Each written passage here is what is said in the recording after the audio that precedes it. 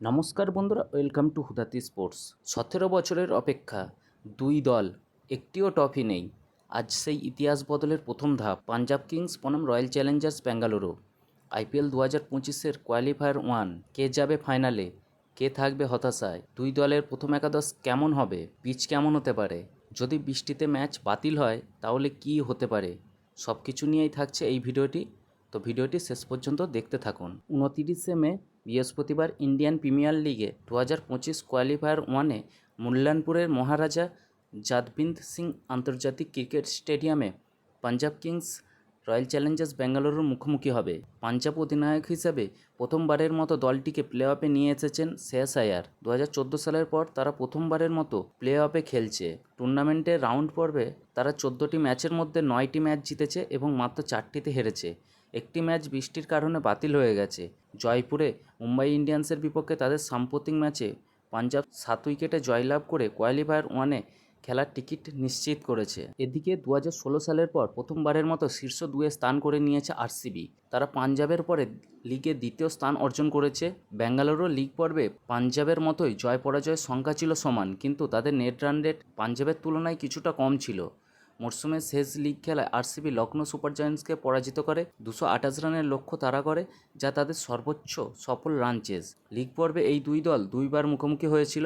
Punjab M Chinnaswamy স্টেডিয়ামে জিতেছে আর RCB মুল্লানপুরে পরাজয়ের প্রতিশোধ নিয়েছে। মুল্লানপুরের পিচের কথা যদি বলা যায় তো আইপিএল 2025 সালে এই ভেন্যুতে 4টি ম্যাচ আয়োজন করা হয়েছিল।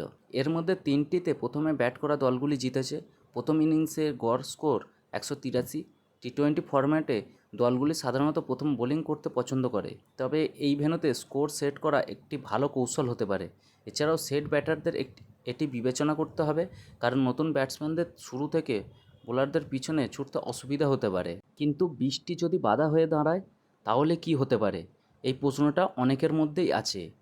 ম্যাচ যদি একটাও বল না খেলা হয় তাহলে লিগ টেবিলের শীর্ষে থাকা পাঞ্জাব কিংস সরাসরি চলে যাবে ফাইনালে। সুতরাং টস, কন্ডিশন সব কিছু আজ বড় ফ্যাক্টর হতে চলেছে। এই মরশুমে বিরাট কোহলি আবারও অসাধারণ ফর্মে আছেন। তিনি 13 ইনিংসে 602 রান করেছেন। তিনি এখনও পর্যন্ত 8টি হাফ সেঞ্চুরি করেছেন। প্রাক্তন ভারত অধিনায়ক আবারও তার দলকে একটি শক্তিশালী শুরুতে নিয়ে যেতে চাইবেন। তার সঙ্গে আছেন ফিল সল্ট, ধারাবাহিক ব্যাটসম্যান, ওপেনিংয়ে ভালো শুরু এনে দিচ্ছেন। আরসিবির শেষ ম্যাচের আগে জিতেশ শর্মা বলেছিলেন যে জস হ্যাজেলউড প্লে অফের জন্য প্রস্তুত থাকবেন। ডানাতে এই পেসারের অনুপস্থিতি অনুভূত হচ্ছে, কারণ তাকে ছাড়া আরসিবি 3টি ম্যাচে 211, 231 এবং 227 রান দিয়েছে। হ্যাজেলউড এই মরশুমে 10টি ম্যাচে 18টি উইকেট নিয়েছেন। তিনি এখনও এই মরশুমে শীর্ষ উইকেট শিকারীদের মধ্যে রয়েছেন, তবে ইনজুরির কারণে সাময়িক ছুটি কাটানোর পর তিনি কি একই ছন্দে থাকবেন? এছাড়াও বোলিংয়ে জস দয়াল আছেন। এই মরশুমে ধারাবাহিকভাবে ভালো বল করে যাচ্ছেন, বিশেষ করে ডেথ ওভারে দুর্দান্ত বোলিং করছেন। অন্যদিকে পাঞ্জাব কিংস দলের ওপেনার ব্যাটসম্যান প্রিয়াংশ আর্য এবং প্রভসিমরন সিং দুর্দান্ত ছন্দে রয়েছেন। মিডিল অর্ডারে শ্রেয়াস আয়ার এবং শশাঙ্ক সিং ধারাবাহিকভাবে ভালো পারফর্ম করে যাচ্ছেন। বোলারদের ফর্ম যদি বলা যায়, আর্শদীপ সিং এই মরশুমে 18টি উইকেট নিয়েছেন, ভারতের সর্বোচ্চ টি-20 উইকেট শিকারী হয়েছেন। স্পিনারে আছেন যুজবেন্দ্র চাহাল, মিডিল ওভারে নিয়মিত উইকেট তুলে নিচ্ছেন। যদিও দুটো ম্যাচে তিনি ছিলেন না, তবে এই ম্যাচে তিনি ফিরতে চলেছেন। তো এবার দেখা যাক দলের খবর এবং সম্ভাব্য একাদশ কেমন হতে পারে। পাঞ্জাব তাদের শেষ ম্যাচে মার্কো জনসন এবং কাইল জেমিসন উভয়কেই খেলিয়েছে। এখন জনসন অনুপলব্ধ থাকায় তাদের আজমাতুল্লাহ ওমরজাইকে ফিরিয়ে আনতে হতে পারে। অন্য বিকল্প হলো জেভিয়ার ব্র্যাডলেট এবং বিজয় কুমার বৈশাখের একজনকে খেলানো হতে পারে, তবে এটি তাদের ব্যাটিং গভীরতার সাথে আপোস করবে। তো পাঞ্জাব কিংসের সম্ভাব্য একাদশ দেখে নেওয়া যাক।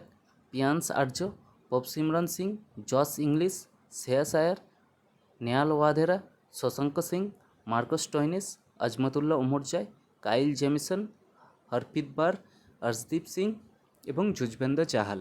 অন্যদিকে লখনৌ সুপার জায়ান্টসের বিপক্ষে বোলারদের মধ্যে নুয়ান তুষারা ছিলেন পছন্দের, তবে হ্যাজেলউডের জন্য তার জায়গা হওয়ার সম্ভাবনা সবচেয়ে বেশি। যদি আরসিবি উভয়কেই খেলাতে চায় তাহলে তাদের বিদেশি কম্বিনেশন পরিবর্তন করতে হবে, যা তারা এই পর্যায়ে করতে নাও চাইতে পারে। তো রয়্যাল চ্যালেঞ্জার্স ব্যাঙ্গালোর সম্ভাব্য একাদশ কেমন হতে পারে দেখে নেওয়া যাক। Virat Kohli, Phil Salt, Mayank Agarwal, Rajat Patidar, Jitesh Sharma, Krunal Pandya, Liam Livingstone, Romario Shepherd, Bhuvneshwar Kumar, Yash Dayal, Josh Hazlewood এবং সুয়াস শর্মা। তো এবার দেখব কিছু গুরুত্বপূর্ণ পরিসংখ্যান। এই মরশুমে 500-র বেশি রান করা 10জন ব্যাটসম্যানদের মধ্যে শ্রেয়াসের স্ট্রাইক রেট নিকোলাস পুরানের পরেই দ্বিতীয়। কিন্তু আরসিবির বেশ কয়েকজন বোলারের বিরুদ্ধে শ্রেয়াসের রেকর্ড খুব খারাপ। টি-20 ক্রিকেটে হ্যাজেলউড তাকে 19 বলে 3বার আউট করেছেন, যেখানে তিনি মাত্র 9 রান দিয়েছেন। ভুবনেশ্বর কুমারও আইপিএলে 3বার তাকে আউট করেছেন, যেখানে তিনি 50 বলে মাত্র 45 রান দিয়েছেন। শ্রেয়াস কুণাল পান্ডিয়ার কাছে মাত্র একবার আউট হয়েছেন, তার স্ট্রাইক রেট মাত্র 85। হর্ষদীপ সিং 32 বলে 4বার ফিল সল্টকে আউট করেছেন, যেখানে তিনি মাত্র 25 রান দিয়েছেন। আইপিএলে চাহালের বিপক্ষে মায়াঙ্ক আগরওয়ালের গড় মাত্র 12। তো ভিডিওটি এখান পর্যন্তই। আপনার মতে কে জিতবে আজকের ম্যাচ, পাঞ্জাব না ব্যাঙ্গালোর? কমেন্টে লিখে জানান।